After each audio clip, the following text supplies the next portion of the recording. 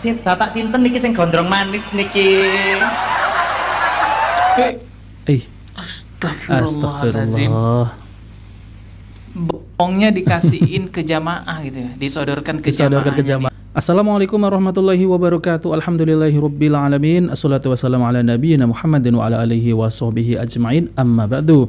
Teman-teman yang dimuliakan oleh Allah Subhanahu wa taala, kita bertemu kembali di channel Pencari Ilmu. Nah, teman-teman, jadi kali ini saya akan membagikan video yaitu tentang terkait beredarnya video-video yaitu seorang panci, yang dimana seorang panci ini diundang untuk berceramah yaitu di pengajian. Orang-orang yang semacam ini ya malah diundang, malah dilestarikan, tapi ketika kajian Al-Quran dan Sunnah Nabi SAW ini malah dibubarkan. Ini kan sudah kebalik-balik ya teman-teman ya. Padahal orang yang diundang ini tidak tahu agama, tapi berbicara agama. Jelas-jelas ini malah merusak ajaran agama Islam. Nah teman-teman, kita langsung saja ya, mari kita simak video tersebut. Ayo Cin menyapa Pak Bupati. Di situ ada Pak Anto. Kon lapo mundur-mundur ya aku. Kan ulalak bol. Engko dikira no snorkeling. Ayo coba. Sugeng dalu Bapak Bupati. Nggih, sugeng dalu Bapak sinten? Ayo kenalan. Bapak sinten niki sing gondrong manis niki? Astagfirullahaladzim. Bohongnya dikasihin ke jamaah gitu ya, disodorkan ke jamaah. Teman-teman lihat nih.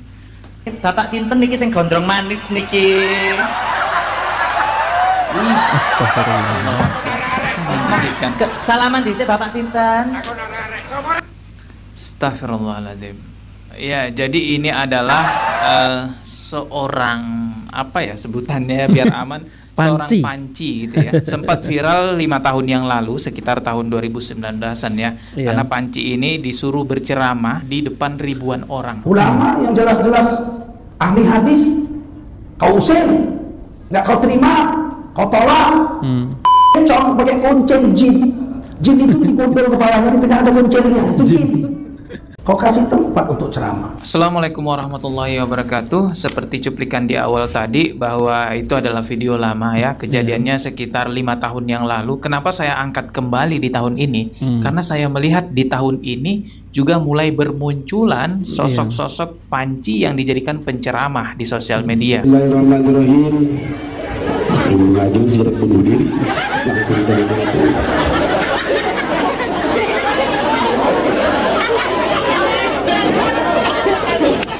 Assalamualaikum warahmatullahi wabarakatuh.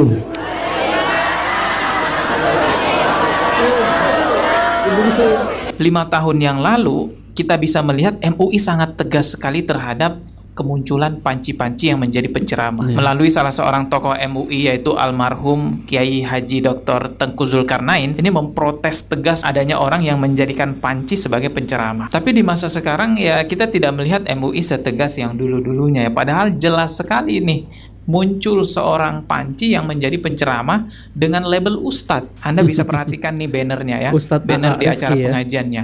Di sini ada Ustadz Aat Rifki namanya. Terus dalam kurung Ecupiah. Dan di sini ada fotonya dia.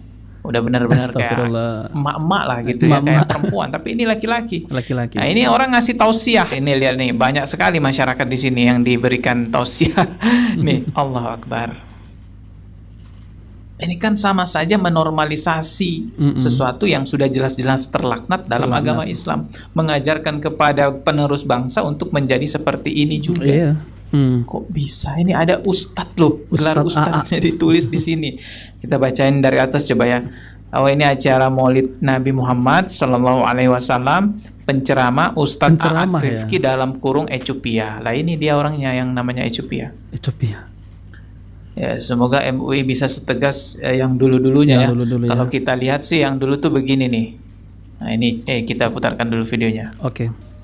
Ya aku enggak.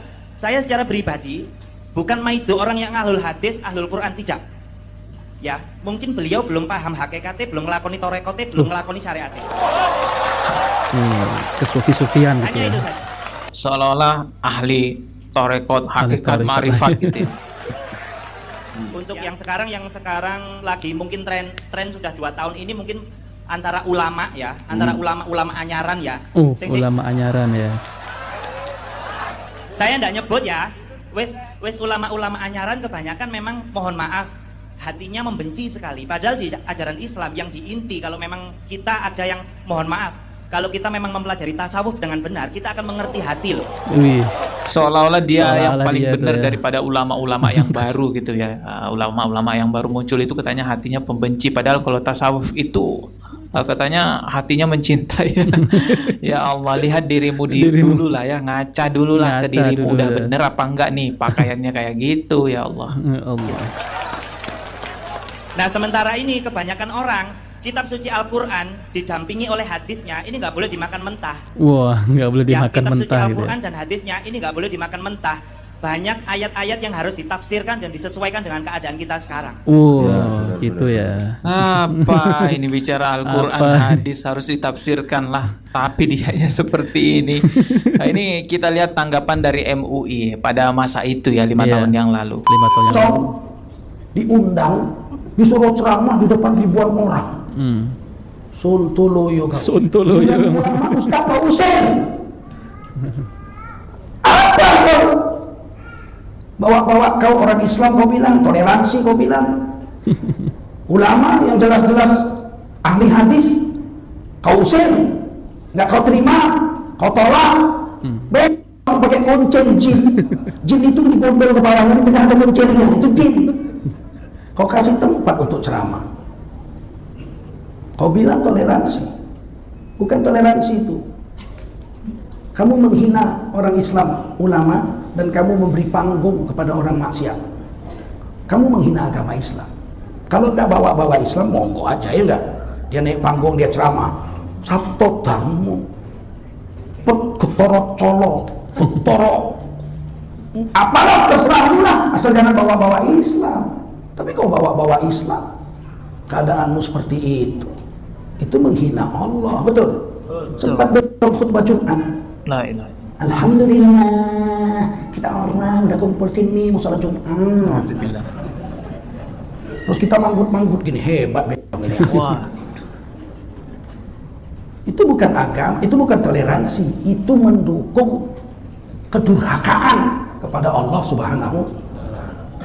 Ya, beliau ini adalah Kiai Tengku Zulkarnain ya. Beliau sudah meninggal, almarhum gitu ya. Setahu saya beliau ini menjabat sebagai Wasekjen MUI dan memang cukup tegas memberantas kemaksiatan atau penyimpangan-penyimpangan agama gitulah. Ya kita doakan saja semoga segala perjuangan dakwah beliau menjadi pahala jariah yang beliau bisa nikmati hingga sampai saat ini. Kembali lagi ke pembahasan masalah panci yang semakin meresahkan di Indonesia, dinormalisasi sebagai pendakwa di Indonesia. Semoga MUI mengambil langkah tegas untuk mencegah hal seperti ini. Dan yang membuat saya juga miris, ada ormas besar di Indonesia yang memang sengaja memberi wadah panci-panci itu sebagai penceramah. Kalau sebuah ormas Islam memberi wadah kepada panci untuk diobati agar kembali kepada kodratnya, itu hal bagus. Itu hal yang bagus. Tapi ini enggak, diberi wadah, di branding sebagai ustadz yang lucu-lucuan, diundang kemana-mana menghasilkan cuan. Nah, yang seperti itu yang dilakukan. Kasihan pendiri ormasnya, kasihan banget pendiri ormasnya, susah-susah mendirikan ormas itu untuk kebaikan, tapi dihancurkan oleh generasi-generasi di masa sekarang. Ada juga yang kepergok kerjasama dengan Yahudi, aduh hancur. Saya nggak nyebut nama ormasnya ya, teman-teman pasti bisa menebak sendiri karena di Indonesia kayaknya nggak ada ormas lain deh yang ada panci di dalamnya selain itu. Kalau teman-teman lihat Muhammadiyah, Al-Irsyad, Persis, itu nggak ada pancinya. Cuma di situ doang yang ada pancinya dianggap sebagai ulama, kiai. Padahal seperti itu adalah dosa yang jelas sekali disebutkan bahwa itu terlaknat. Rasulullah mengatakan bahwa laki-laki menyerupai perempuan, perempuan menyerupai laki-laki itu terlaknat. Bahkan Allah Subhanahu wa taala juga menurunkan ayat yang terkhusus mengisahkan kaum Nabi Lut, azab bagi orang-orang yang melakukan hal-hal seperti itu. Tapi kok bisa dinormalisasi gitu ya. Nah teman-teman yang dimuliakan Allah SWT ya, jadi mereka itu yang mengaku sebagai ahlu sunnah wal jamaah, tapi kenapa mereka ini membiarkan ya orang-orang semacam ini ya malah dibudidayakan seakan-akan itu ya itu dilegalkan untuk berceramah ya. Padahal ya teman-teman itu adalah penyakit ya. Ini berbahaya teman-teman, karena apa? Kan yang melihat itu, yang datang ke pengajian itu bukan hanya orang-orang dewasa, melainkan adalah anak-anak juga. Kan ini bisa mengganggu yaitu kementalan ya seseorang ya teman-teman. Lalu kemudian kalau melihat seperti itu adalah penyakit, itu bisa menular. Kalau di zaman sahabat Nabi, di zaman Nabi dulu ya teman-teman, itu orang yang semacam itu diobati ya, diasingkan. Kalau udah sembuh baru boleh masuk ke kota Madinah. Tapi di zaman sekarang ini ya teman-teman ya, kok malah dilestarikan, diundang berceramah ya, pakaiannya, rambutnya seperti itu. Gimana ini ya teman-teman ya? Jadi mereka itu mengikuti siapa ya? Mereka itu mengikuti agama yang mana ya? Agama Islam tidak mengajarkan demikian ya. Tapi alhamdulillah ya teman-teman ya, di televisi ya orang-orang semacam itu ya tidak boleh yaitu ditampilkan di TV. Ada ya teman-teman ya, ini ada aturannya, semestinya sudah lama ya. Sudah lama. Jadi di televisi itu nggak boleh ditampilin orang-orang yang semacam itu, panci. Anggota Komisi DPR setuju KPI larang TV tampilkan peran panci ya. Merdeka.com, Komisi Penyiaran Indonesia KPI menegaskan agar stasiun televisi di tanah air tak menampilkan pria berperilaku dan berpakaian wanita ataupun sebaliknya. Ketegasan KPI ini diapresiasi anggota Komisi DPR Nur Hayati Ali Assegaf. Jadi mengenai larangan KPI terhadap penyiaran di TV laki-laki, kepancian dan sebaliknya itu dilarang. Larangan itu bagus, perlu diapresiasi dan harus dijalankan. Tetapi kita pertanyakan, kok baru sekarang ya teman-teman ya? Mengapa tidak dari dulu, kata Nur Hayati di Kompleks Parlemen Senayan Jakarta.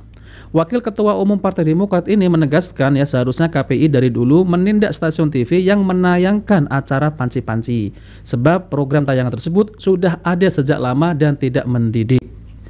Iya teman-teman ya, tidak mendidik ya, apa yang bisa diambil ya? Orang pakaiannya seperti itu ya, maksudnya adalah laki-laki berpakaian perempuan dan sebaliknya.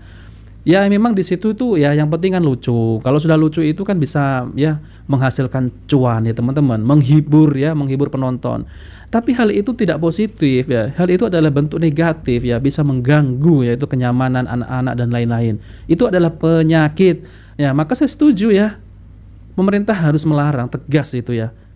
Dan MUI juga harus ikut andil dalam ya menangani hal tersebut ini. Bahaya kalau nanti nggak ada yang menangani, bebas nanti panci-panci makin banyak nanti. Karena apa? Yang penting kan jamaah kan lucu gitu ya. Jadi kalau pulang-pulang ngaji itu apa yang disampaikan? Iya, ustadznya lucu. Nah, kan gitu ya teman-teman. Nah oke teman-teman, jadi itu saja ya yang ingin saya sampaikan. Ya bahwasanya kita harus berhati-hati ketika kita memilih pengajian ya teman-teman. Apalagi kita ingin menimba ilmu, yaitu apa? Malah kita masuk ke jurang kesesatan seperti itu. Padahal itu dilaknat oleh Allah Subhanahu wa taala. Dan ya teman-teman, jangan sampai anak-anak kita itu ya melihat hal-hal yang seperti itu. Nah oke teman-teman, jika video ini bermanfaat jangan lupa like dan subscribe di channel Cahaya Hidayah. Wabillahi taufiq wal hidayah. Wassalamualaikum warahmatullahi wabarakatuh.